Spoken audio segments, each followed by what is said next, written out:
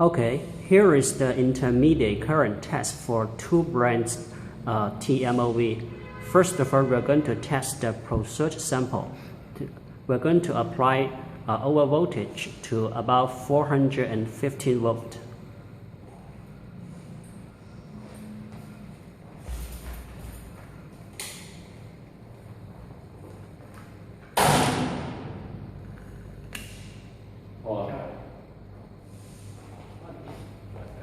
Okay, the PTMOV thermal disconnector opened very fast.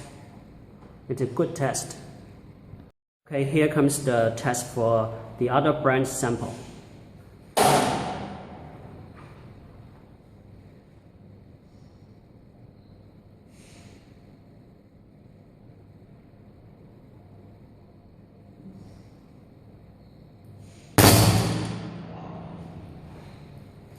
Wow, they completely failed the test.